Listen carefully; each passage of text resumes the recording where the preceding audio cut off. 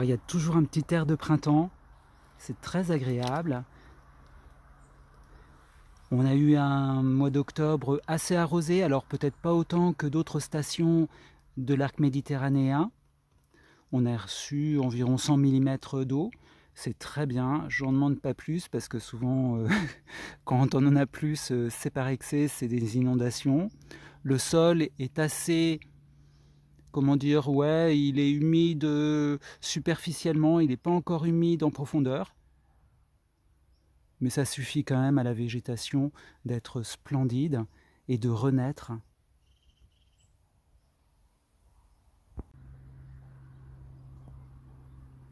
Alors les agrumes sont mûrs pour certains mandariniers. Là c'est un Satsuma Miyagawa. Alors j'en ai goûté une qui était tombée par terre, et effectivement c'est déjà bien mûr. Alors là c'est un Satsuma Owari, un tout petit arbre d'une trentaine ou quarantaine de centimètres, avec des fruits qui ont tourné, donc ils sont de belle taille, hein, pour une plante minuscule.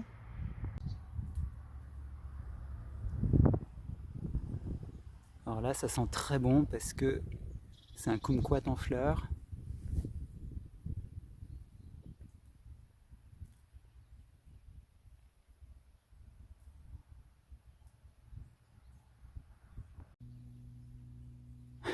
Alors là, quand je vois tous ces boutons floraux, bon, il y a peut-être 2-3% qui vont réussir à passer l'hiver. On ne sait pas du tout quel type d'hiver on va avoir. Mais de temps en temps, il y a quand même des fleurs d'automne qui nouent et qui donnent des fruits. Donc bon, pourquoi pas. Alors on a tendance à dire ah mais c'est dommage, l'arbre s'épuise, etc. Alors je ne sais pas si ces termes épuisés, fatigués, etc., qui sont vraiment propres, enfin qui sont des sentiments assez humains, s'accordent et se, se marient aussi bien avec le monde végétal, je sais pas. Alors les poires de commandeur, et là aussi, on a des boutons floraux partout.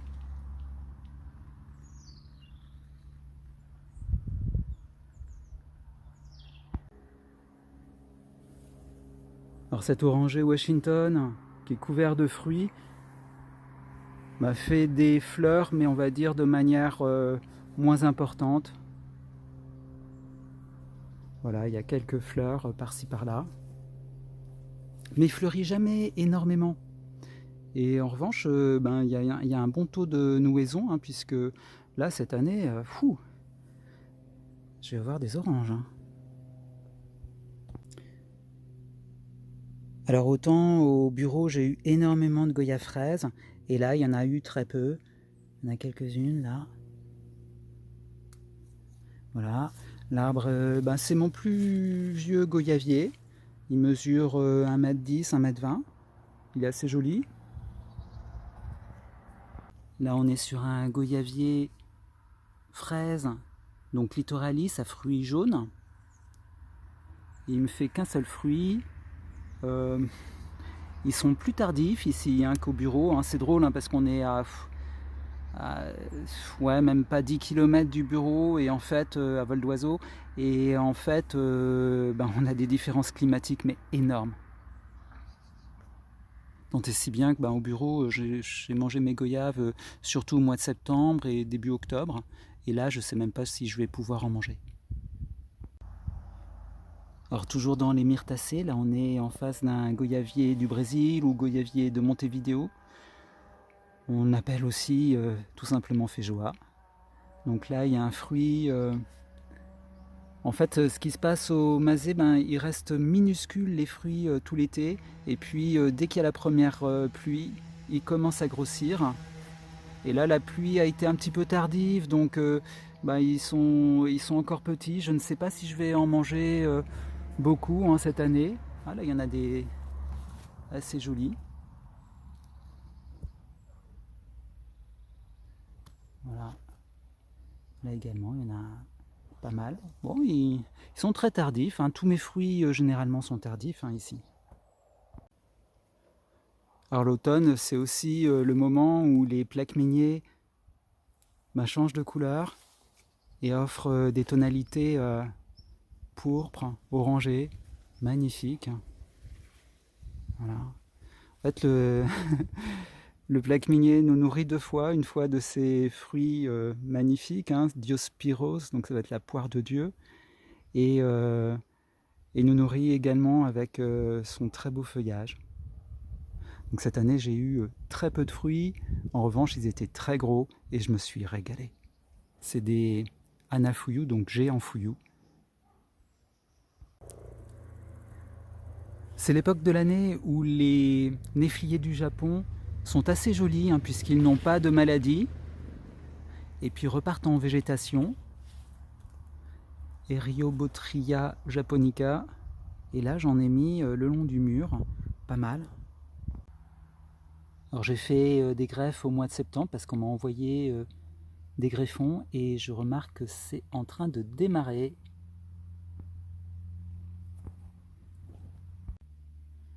Alors j'ai fait des greffes en fente et je remarque effectivement ça démarre.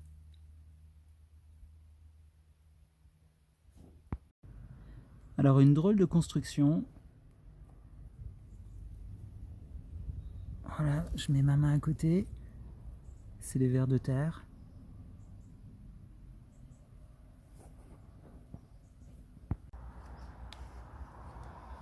Donc ça c'est un néflier du Japon qui est très sensible, je ne sais pas si c'est le mildiou, enfin vous savez les taches noires, là il y en a quelques-unes.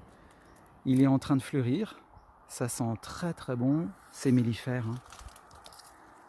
Voilà, alors j'ai non seulement cette variété qui fleurit, et puis j'ai également une greffe que j'avais faite il y a quelques années, d'un greffon de Jean-Denis, voilà, avec des feuilles assez différentes, un toucher différent. Voilà, donc j'ai hâte de goûter. Ah, ça fait vraiment des fleurs magnifiques en une période de l'année où il y a un peu moins de fleurs. Donc ici, c'est un autre néflier du Japon qui pousse moins bien. Voilà. Et j'ai l'impression que j'ai une greffe qui a prise. Alors la mise au point par contre c'est pas top. Voilà.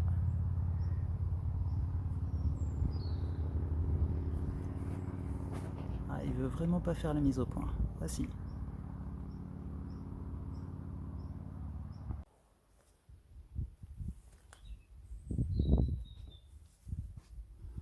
Donc Casimiro edulis toujours en pleine pousse.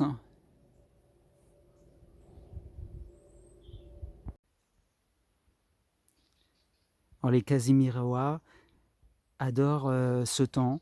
Un temps, dans la journée, on a généralement plus de vin. On a des nuits relativement fraîches, puisqu'il a fait 10 degrés cette nuit. Mais ils se plaisent bien, ça leur convient très bien. Alors celui-là aussi, je l'ai greffé. Il est aussi assez joli. Donc pour les Casimiro edulis, les greffes que j'ai faites au mois de septembre commencent à démarrer. Donc on dit que la greffe de sapote blanche peut être réussie toute l'année. Alors peut-être pas sous nos latitudes, mais j'ai l'impression que c'est plus ou moins vrai. Voilà, alors ce Casimiro est immense.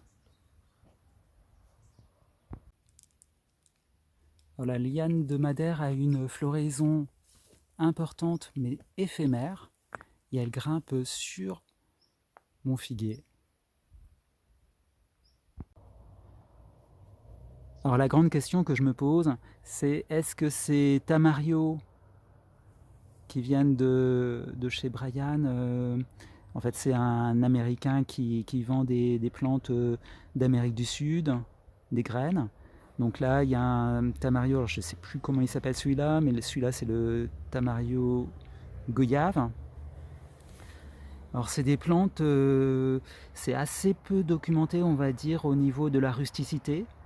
Donc on va voir comment elles se comportent cet hiver. Ça va être un test grandeur nature important. Alors bien sûr, on pourrait se désoler du fait qu'ils risquent de ne pas passer l'hiver. Maintenant, bon, bah, c'est un peu le risque du métier. Puis j'ai envie de dire que dans notre cas, nous, où bah, la majorité d'entre nous, on n'est pas des professionnels, on ne vit pas, on va dire, de ces plantes ou de leur récolte, eh bien, on peut, on va dire, prendre un peu plus de distance et ben, regarder comment les plantes se comportent et le documenter et partager l'information. Donc là, ce tamario, regardez les feuilles, elles sont gigantesques, très grandes. Ce serait effectivement dommage de le perdre, mais bon, voilà. Alors j'ai remarqué que il y avait un petit peu de le tronc, enfin la tige commence un petit peu à lignifier, donc il y a peut-être des possibilités de départ, on va dire, du sol, des rejets au printemps si jamais la partie aérienne ne passe pas l'hiver.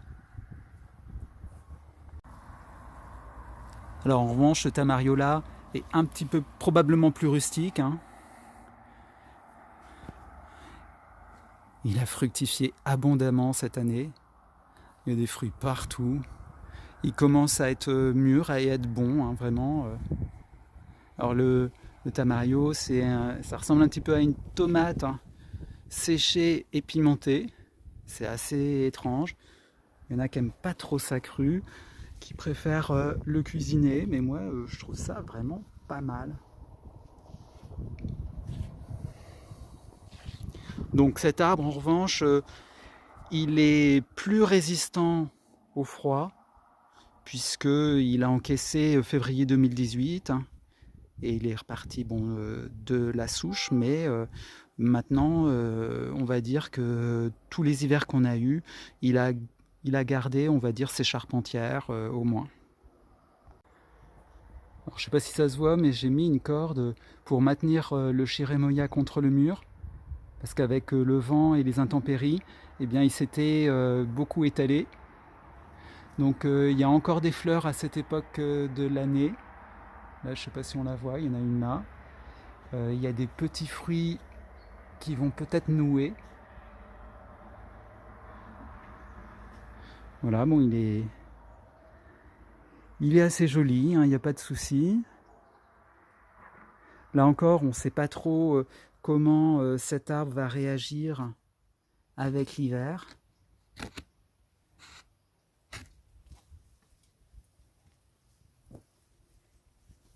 Voilà. Moi, j'estime que c'est déjà un petit peu un miracle qu'il ait survécu autant d'années, hein.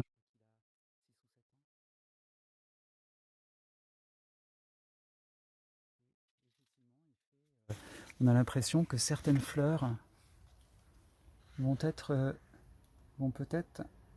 retenir des fruits. Puis là, par exemple, une fleur en ce moment.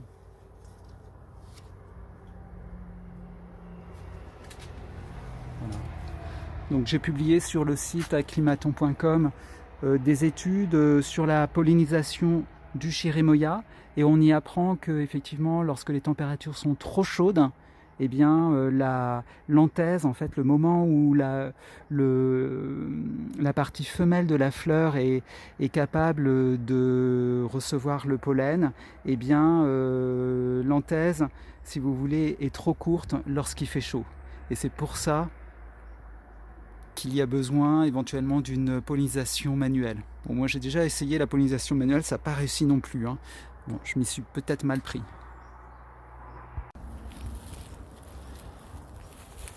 Alors l'automne, c'est le moment où je fais mes plantations. Alors même s'il y a un petit risque de gel, je préfère prendre ce risque plutôt que de voir mes plantes souffrir énormément en été, puisque globalement, par rapport aux conditions de mon terrain, le plus difficile pour les plantes, c'est d'affronter l'été.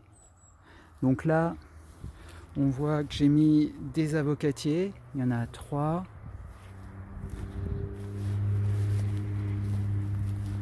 Donc là c'est des pistachiers que j'ai essayé de greffer, je sais pas si ça a marché, pour l'instant pas trop. Là encore avocatier, un et un autre. Là j'ai mis plus des rutacées, donc là il y a un sapoté blanco, il y a des agrumes. J'avais plein d'agrumes à planter parce que mine de rien quand on fait des stages, il y a plein d'agrumes qui sont greffés, donc il faut bien les planter à un moment donné ou à un autre. Donc et là ils vont profiter en fait de l'hiver pour s'acclimater, pour se positionner au niveau des racines, etc. Et puis je pense qu'ils seront plus résistants et plus forts pour affronter l'été. Et globalement, les agrumes, c'est quand même très costaud hein, comme plante. Donc l'avocatier mexicola qui est en face du masé, lui va plutôt bien. On voit qu'il fait des pousses nouvelles avec le redoux. Enfin, le redoux momentané, hein, parce que alors il y a quelqu'un qui me dit oh, je rêve qu'il n'y ait pas d'hiver. Alors moi aussi j'aimerais bien. Bon, on peut peut-être avoir un hiver doux, mais on aura de toute façon des jours plus courts et ça on peut pas y échapper.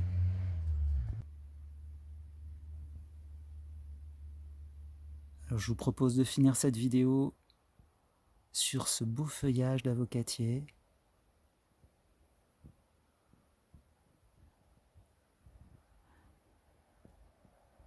Les pousses récentes donc sont pourpres.